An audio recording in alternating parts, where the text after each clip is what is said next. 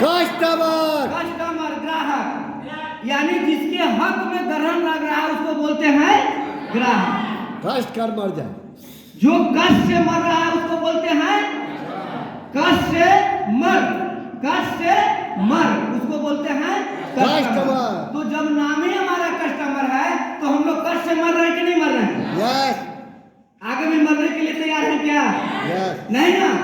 नहीं। चलिए, हम सब हैं कस्टमर, अपने जरूरतों को पूरा करने के लिए पास के दुकान से खरीदते हैं, जिसको बोलते हैं रिटेलर, खुदरा दुकानदार। ये श्रीमान अपने घर में सामान बनाते हैं क्या? नहीं बनाते हैं। अपने से बड़े दुकानदार से लाते हैं, जिसको बोलते हैं होलसेलर। होलसेलर भी अपने घर में नहीं बनाते, लाते डिस्ट्रीब्यूटर से, डिस्ट्रीब्यूटर भी अपने घर में नहीं बनाते, लाते सीएनएफ से, सीएनएफ भी अपने घर में नहीं बनाता। ये कहाँ से लाता है? कंपनी से। कंपनी से। कंपनी कोई भी सामान बनाता है तो क्या हम लोग के गली मोहल्ले शहर में आता है? नहीं आता है। नहीं आता तो फिर हम लोग जानते कैसे? टीवी से।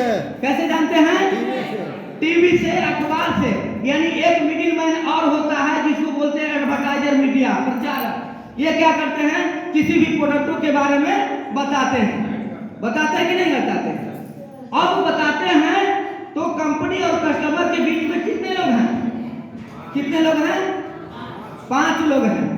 अब बीच वाले का काम क्या है? बताना और हम तक सामान को पहुंचाना, यही काम है ना? यस। चलिए, मान लिया कि 40 रुपया में लागत खर्च हुआ कंपनी का 40 रुपया, 10 रुपया मुनाफा रखेगा? रखेगा कि नहीं रखेगा? 10 रुपया मुनाफा रखेगा, यानी कीमत कितना हो जाएगा? 50 रुपया। क्या यह प्रोडक्ट हम लोग को 50 में मिल जाएगा? नहीं मिलेगा। 5 रुपया सीएनएफ रखेगा, 5 रुपया डिस्ट्रीब्यूटर, 5 रुपया होलसेलर, 5 रुपया रिटेलर, यानी 50 और 20 कितना हो गया? 70 रुपया। क्या यह प्रोडक्ट हम लोग को 70 में मिल जाता है? नहीं मिलता है। कितना मिलता है? 30 रुपया खर्चा आता है एडवर्टाइजमेंट पर, क्योंकि बीच वाले बोलने वाले जो होते हैं बिना पैसा लिए बोलते ही नहीं है। बोलेंगे तो क्यों बोलेंगे? क्योंकि तुम यूज तो करते ही नहीं है। कंपनी जैसे ही हायर करता है कि हमारा पेन है, ये हमारा कोट है, बोलता है ये तो हमारे यूज करने लायक ही नहीं है, इसके हम बोले कैसे? लेकिन तब बोलता है जब उसका पैकेट में पैसा जाता है ना? 30 रुपये यहाँ पर आता है, यानी ये प्रोडक्ट हम लोग को कितना में मिलेगा? 100 रुपया में। था कितना के?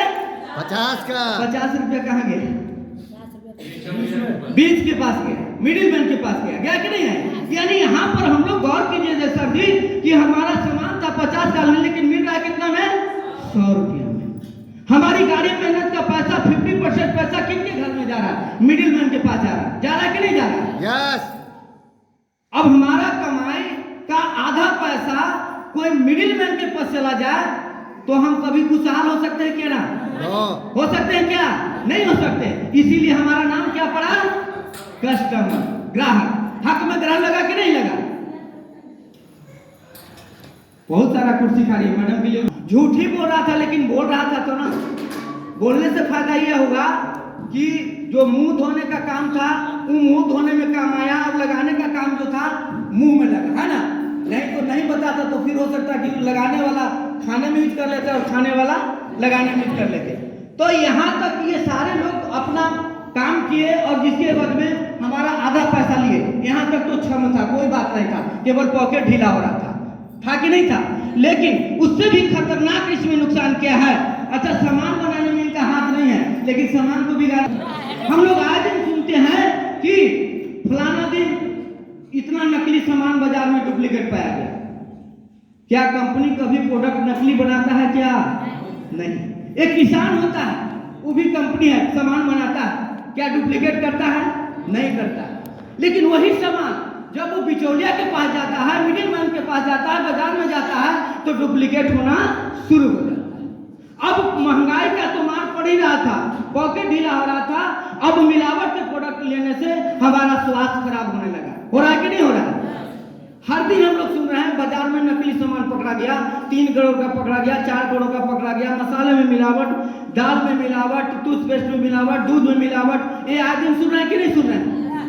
तो ये डुप्लीकेट का हुआ। तीसरा, हम लोग कोई भी सामान खरीदारी करते हैं तो क्या पक्का बिल मिलता है?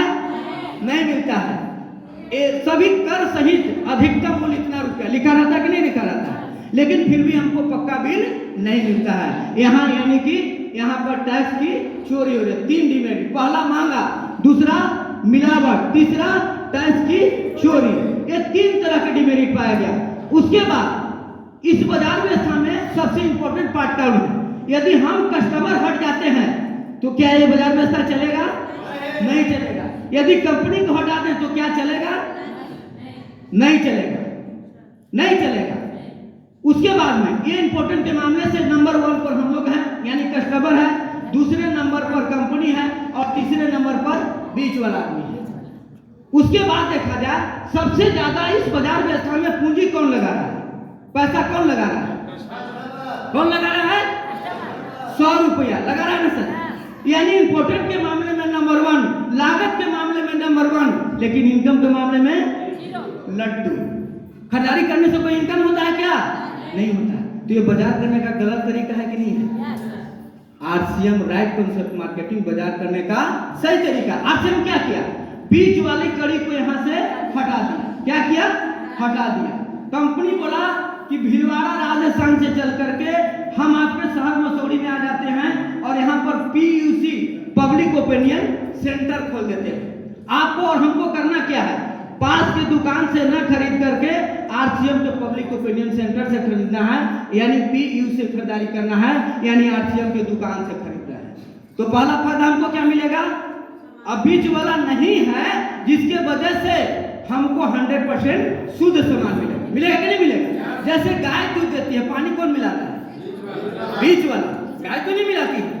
तो यहाँ पर मीट वाला नहीं रहने के वजह से हमको 100% शुद्ध सामान मिलेगा। जब शुद्ध सामान खाएंगे तो हमारा स्वास्थ्य अच्छा होगा कि नहीं होगा? स्वास्थ्य अच्छा होगा। दूसरा, अब यहाँ पर बीच वाला के वजह से 50 का सामान 100 में मिलता था, अब हमको बाजार से 10% डिस्काउंट पर मिलेगा। यानी ये सामान हमको कितना में मिल जाएगा? 90 रुपया मिलेगा। 10 रुपया बचा कि नहीं बचा? जिससे हमारा पहले स्वास्थ्य अच्छा होगा, अब थोड़ा पॉकेट भी अच्छा होगा कि नहीं होगा? अब यहाँ पर टैक्स की चोरी हो रहा है, अब हमको पक्का बिल के साथ मिलता है। मिलता है कि नहीं मिलता है?